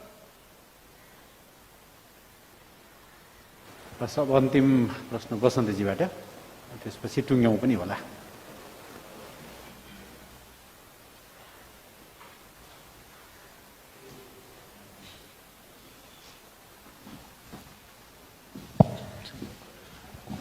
सम्माननीय प्रधानमन्त्रीज्यू, एकदमै छोटो सूचनामा आइयो। शुक्रबारको दिन अलि प्रेजेन्टेबल जस्तो भइएन सम्माननीय प्रधानमन्त्रीज्यूको अगाडि, तर छोटोमै सूचना आउँछ प्रायः यहाँबाट आउँदाखेरि। तपाईँले बिमलजीलाई दिनुभएको जवाफमा प्रश्न थियो र त्यो प्रश्नमा अर्को प्रश्न चाहिँ विपक्षी दलहरूलाई सोध्नुपर्छ यो कुरा भनेर भन्नुभएको छ चुनावको विषय। तपाईँले भन्नुभएको मितिमा चुनाव भएको हुन्थ्यो, तपाईँको योजनाअनुसार चुनाव भएको हुन्थ्यो भने चाहिँ वैशाख 17 या 27मा चुनाव भएको हुन्थ्यो। र कोभिडको एकदमै मारामार भएको बेलामा एकदमै खतरनाक स्थितिमा त्यो चुनाव हुने रहेछ। कति घातक समय रहेछ। अहिले त हामी पछाडिबाट हेर्न सकिने भयो नि त समय बितिसकेपछि। त्यसैले पनि संविधानले निर्दिष्ट गरेको 5 वर्षको समय पुरा गर्नु अहिले हामीलाई यो जनस्वास्थ्यको कोणबाट पनि झन् महत्त्वपूर्ण भयो यो कुरा। तर किन यसलाई चाहिँ सिधा या घुमाउरो बाटोबाट त्यतैतिर लैजाने काम हुँदैछ, एउटा जिज्ञासा यो अझै पनि बाँकी रह्यो। बिमलजीले सोधेकोमा अझै बाँकी रह्यो यो। अर्को चाहिँ तपाईँको मनमा भित्र कतै अब त लागेको हुनुपर्ने हो कि त्यो जब अदालतले पनि फैसला गरिसक्यो पुस 5 गते मैले संसद विघटन गरेको काम चाहिँ राजनीतिक हिसाबले पनि अनुपयुक्त, संवैधानिक हिसाबले पनि गलत थियो भन्ने कुरा तपाईँले अब कन्जम्सनको लागि भन्दा त भन्नुहुन्छ होला, तर एक्लै बसेको बेला तपाईँलाई कतै लागेको छ कि छैन यहाँ चाहिँ अलिकति बेठिक भयो, संविधान मिचियो यहाँ भन्ने कुरा तपाईँलाई कतै लागेको छ कि छैन, यो मलाई जान्ने जिज्ञासा छ। अर्को चाहिँ यो अहिलेको कोभिडको विषयसँग सम्बन्धित विषय छ कि अहिले भर्खरै उप प्रधानमन्त्रीज्यू निस्किनु भयो कि सिसिएमसीको तर्फबाट जुन समन्वयहरू हुनुपर्ने हो यो एकदमै कमजोर भयो भन्ने आलोचनाहरू यस अगाडि पनि थिए, तर योपल्ट बढी भइरहेको छ। यो कुरामा कतिको जानकार हुनुहुन्छ? परराष्ट्र मन्त्रीज्यू यहीँनिर हुनुहुन्छ। अस्ति भर्खरै मात्रै केही देशका राजदूतहरूसँग, कूटनीतिज्ञहरूसँग उहाँले एकलौटी ढङ्गले कुराहरू बढाउँदाखेरि यहाँको विभागीय हिसाबले पनि परराष्ट्र मन्त्रालयलाई बाइपास गरियो, छलियो भन्ने कोणबाट आलोचनाहरू भएका छन्। मेरो जानकारीले के भन्छ भने प्रधानमन्त्रीज्यू कहाँ पनि यी असन्तुष्टिहरू आइपुगेका छन्। यसको बारेमा के भन्नुहुन्छ? र जनताको अहिलेको पहिलो चासो चाहिँ खोपमा छ। खोपको विषय के छ? किनभने हाम्रो जानकारीले के भन्छ भने उत्तरी छिमेकीसँग जसको खोप बढी रिलायबल हो भन्ने बारेमा पनि कुराहरू आएका थिए, तर त्यतातिर तपाईँहरूले कुनै पहल नै गर्नुभएको छैन भन्ने छ। र दक्षिणको छिमेकी जो आफै एकदमै ठुलो पेन्डेमिकको महामारीमा छ, तर तपाईँहरूको जोड चाहिँ त्यतैतिर बढ्ता छ भन्ने ढङ्गले एकदम गुनासोहरू भइरहेको छ। यी चारवटा मेरा जिज्ञासाहरू चाहिँ समाधान गरिदिनु अनुरोध छ।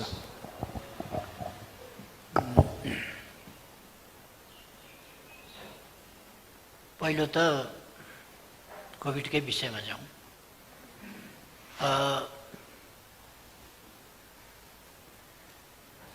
यस्तो बेलामा चुनाव गरिरहनु वाञ्छनीय होइन, तर अहिले तपाईँले हेर्नुभयो भने एउटा राष्ट्रको समय भनेको एक दिन पनि एक छिन पनि मूल्यवान हुन्छ। राष्ट्रको समय, त्यो राष्ट्रको समय चाहिँ त्यस्तो मूल्यवान समय यस्ता अनावश्यक र अनुचित कुराहरूमा खर्च भइरहेको छ।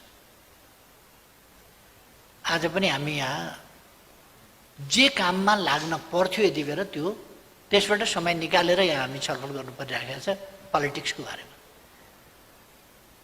किनभने पोलिटिक्स न अगाडि बढ्न सक्ने न अडिन सक्ने त्यस्तो खालको स्थितिमा छ।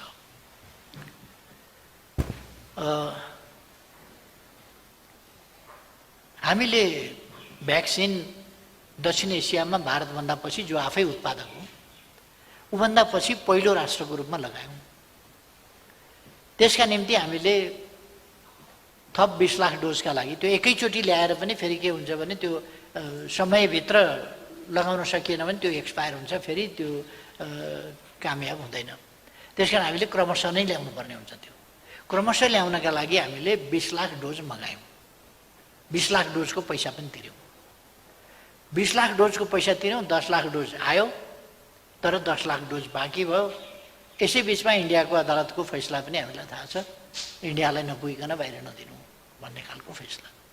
जहाँसुकै पनि अभावको एउटा स्थिति र पहिले इन्डियाले पनि यो सेकेन्ड वेभको यस्तो नसोचिकन पनि कतिपय देशलाई दिने भनेर उसले एउटा एग्रिमेन्ट गरेका थियो, तर त्यो अनुसार पछि उसले दिन सक्ने खालको स्थिति भएन। र त्यस सम्बन्धमा अहिले गम्भीरताका साथ कुराकानी भइरहेको छ र हामी प्रयास गरिरहेका छौँ। र म ठान्छु भारतको अदालतले पनि सीमाभन्दा उता सीमाले मानवीयतालाई निर्धारण गर्ने, मानवीय जीवनको रक्षाको प्रश्नलाई सीमाले उत्तरदायी वा अनुत्तरदायी बनाउने विषय ठान्दैन र यसलाई नितान्त एउटा राष्ट्र विशेषको समस्याको रूपमा अथवा राष्ट्रले गरेको उपलब्धि वैज्ञानिक खोज अध्ययन खास गरेर औषधिजन्य कुराहरूमा मानिसको जीवनसँग सम्बन्धित कुराहरूको उपलब्धि चाहिँ एउटा राष्ट्र विशेषको मात्रै हो, सँगै मानव जातिको उपलब्धिको रूपमा त्यसलाई मान्न सकिँदैन भन्ने अवश्य पनि भारतको कोर्टले गर्ला जस्तो मलाई लाग्दैन। त्यो कुनै प्रसङ्गवश त्यसरी निर्णय भए तापनि त्यसमा करेक्सन आउला भन्ने म ठान्छु। भारतको सिङ्गो जनसङ्ख्यालाई खोप दिइसकेपछि नेपालमा दिने भन्ने कुरा चाहिँ त्यसले वास्तवमा के भने त्यो यति असान्दर्भिक जस्तो पनि भइसक्छ। त्यसकारण त्यो निर्णयमा पुनर्विचार होला, हामी प्रयास गरिराखेका छौँ।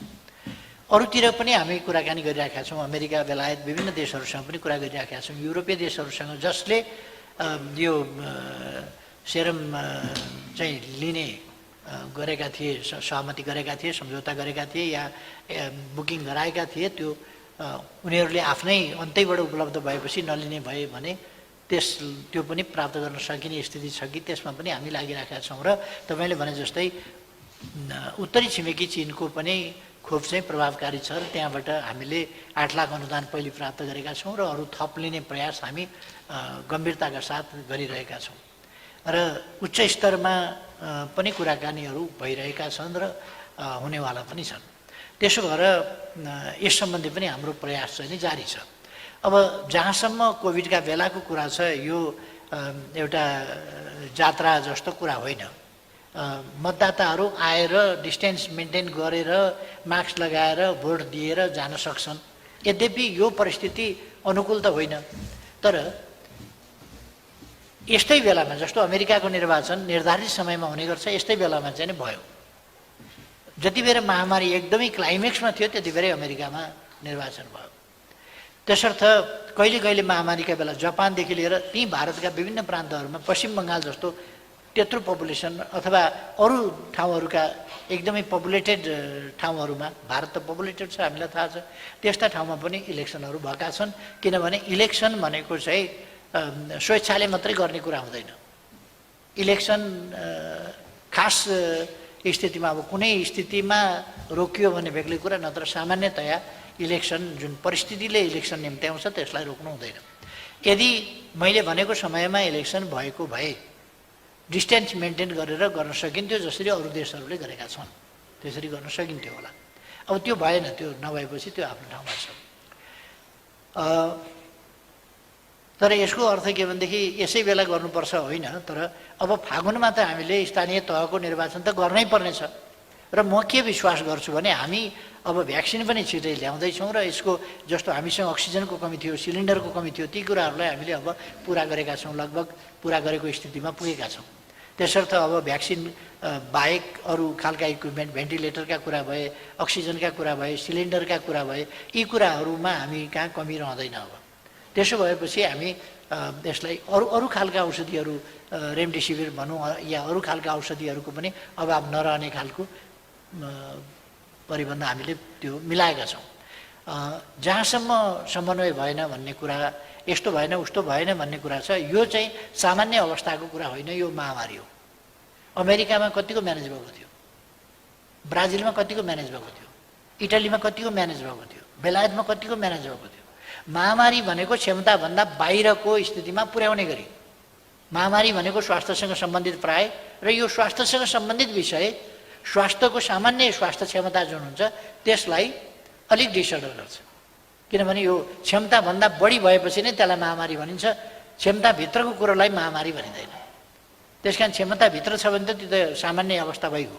क्षमताभन्दा बाहिरको स्थितिमा पहिलेका हाम्रा मौजुदा म्यान पावर, मौजुदा दक्षता, मौजुदा अस्पताल, मौजुदा सामग्रीहरू, स्वास्थ्य सामग्रीहरू, अथवा मौजुदा औषधिको स्टोर, अथवा चिनिरहेका रोगको औषधि जस्तो नयाँ, जस्तो हामी भेरिएन्टका कुरा गरिरहेका छौँ नि, यसै त कोभिड-19 बिना औषधिको रोग एकैचोटि आइलाग्यो र भयावह रूपमा ग्लोबल्ली आइरहेको।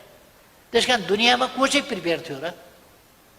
चीनमा त्यत्रो मान्छे मरे, भारतमा त्यत्रो कति लाख मान्छे मरिसक्यो, भारतमा त्यत्रो मान्छे मरे, अमेरिकामा कति लाख मान्छे मरे,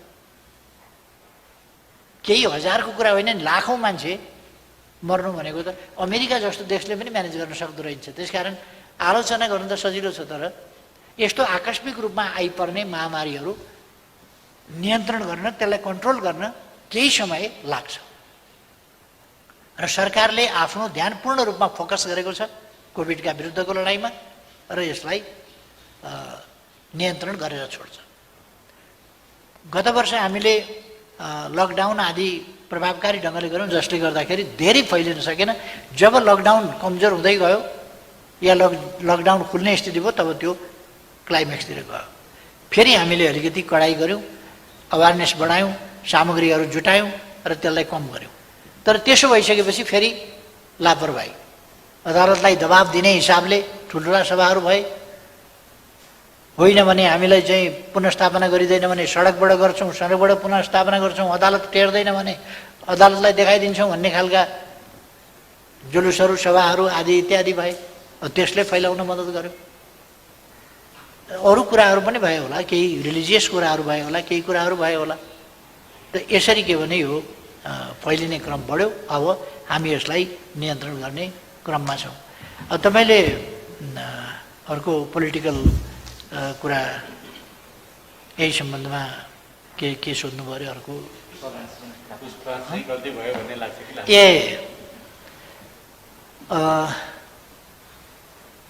अदालतले भनेको मान्नुपर्छ, अदालतको फैसला मान्नुपर्छ र कार्यान्वयन गर्नुपर्छ। हाम्रा राज्यका तीनटा प्रमुख अङ्गहरू, तीनटा अङ्ग छन्, व्यवस्थापिका, कार्यपालिका र न्यायपालिका। सबै आफ्ना ठाउँमा आफ्नो आफ्नो ढङ्गले आफ्नो कर्तव्य पुरा गर्न स्वतन्त्र छन्, काम गर्छन् त्यसले। त्यसो भएर एउटाको कामलाई अर्कोले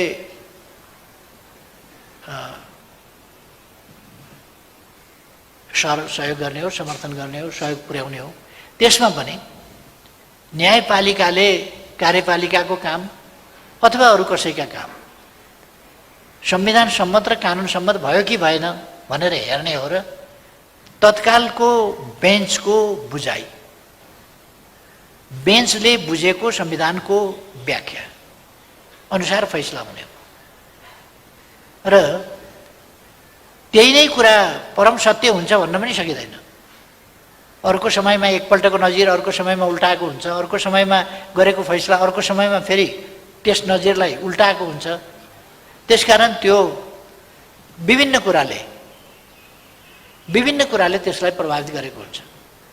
संविधानले प्रभावित गरेको हुन्छ, अरू कारणहरू, अरू परिस्थितिहरू हुन सक्छन्, त्यस्ता कुराहरूले पनि प्रभावित गरेको हुन्छ। र कहिले कहिले निर्दोष मान्छे दोषी हो भनेर अदालतले त्यति बेरसम्म पाएका तथ्य प्रमाणका आधारमा फैसला गर्ने हो, तर पछि मान्छे वास्तवमा निर्दोष हुन्छ। जिल्लाले दोषी हो भनेर भन्छ, अदालतले भनेको फैसला नमान्ने मान्छे त जेल बस्छ नि त। उच्च अदालतले दोषी हो भन्छ, जेल बस्छ। धेरै वर्ष जेल बसेपछि फेरि सर्वोच्च अदालतले निर्दोष रहेछ भनेर छुटकारा दिन्छ। ठुलो क्षति भइसकेको होला, तर न्याय उसले पाउँदा ढिलो भइसक्यो होला, तर पनि न्याय पाउँदा त अर्कै न्याय पाएको हुन्छ नि। जिल्लाबाट पाएको न्याय अर्कै थियो, उच्च अदालतबाट पाएको न्याय अर्कै थियो, ती पनि न्याय नै पाएको, तर ती न्याय उपयुक्त छन् कि छैनन् भनेर हेर्ने ठाउँहरू हुन्छ। हामी पुनरावलोकन आदि इत्यादिमा गएनौँ। पुनरावलोकनमा जाने हो भने त्यहाँ पनि ठाउँ हुन्थ्यो होला, हामी गएनौँ। हामी जे भए पनि राजनीतिमा झै झगडाको बाटो, मुद्दा मामिलाको बाटो, झगडिया तरिका हामी अवलम्बन गर्दैनौँ। त्यसकारण हामी खुरुखुरु अदालत निर्वाचन आयोगका आयोग एक दिन अध्यक्षबाट निकालिदिए निर्वाचन आयोगमा, अर्का दिन दलको नेताबाट हटाए निर्वाचन आयोगमा, साधारण सदस्यताबाट हटाए निर्वाचन आयोगमा, अदालतमा अर्को पुग्या छ। यो खालको तरिकामा हामी अलिक विश्वास गर्दैनौँ। पोलिटिक्सको हिसाबले गर्नुपर्छ, पोलिटिकल हिसाबले गर्नुपर्छ। र मलाई आफूले गरेको काम एक्लै बस्दा मात्रै होइन, निन्द्रामा पनि त्यो गलत लागेको छैन। अदालतले ठिक छैन भन्यो, अदालतको फैसला पछि अदालतले त्यति बेर ठिक छैन भनेको पनि अब संविधानको जीवित व्याख्या गर्ने हो भने त यो त के भने अहिलेसम्मको गति हेर्दाखेरि ढुङ्गा त गन्तव्यतिर त गइराखे जस्तो त लाग्दैन। त्यसो भने अब यो कुन ठिक थियो, मेरो चाहिँ ठिक थियो कि अदालतको ठिक थियो, त्यो अब पछि कार्यान्वयन चाहिँ अदालतले जे फैसला गर्यो त्यसलाई सम्मान गर्ने, कार्यान्वयन गर्ने, त्यसलाई पालना गर्ने। धन्यवाद प्रधानमन्त्री। सबै साथीहरूलाई पनि धेरै धेरै धन्यवाद। महत्त्वपूर्ण छलफल भएको छ। यहाँ प्रधानमन्त्रीबाट व्यक्त गर्नुभएका विचारहरू र यहाँहरूले राख्नुभएका जिज्ञासाहरू जस्ताको तस्तै आउनेछन् मिडियामा, र त्यसमार्फत सार्वभौम जनताहरू चाहिँ सुसूचित हुन पाउनेछन् भन्ने हाम्रो विश्वास छ। दृष्टिकोण आफ्ना हुन्, तर दृष्टिकोणहरू मतलब यहाँ भएका छलफलहरूको सही र जीवन्त प्रस्तुति हुनेछ भन्ने विश्वासका साथ यो पत्रकार भेटघाट कार्यक्रम यही सकिएको जानकारी गराउँछु। धन्यवाद।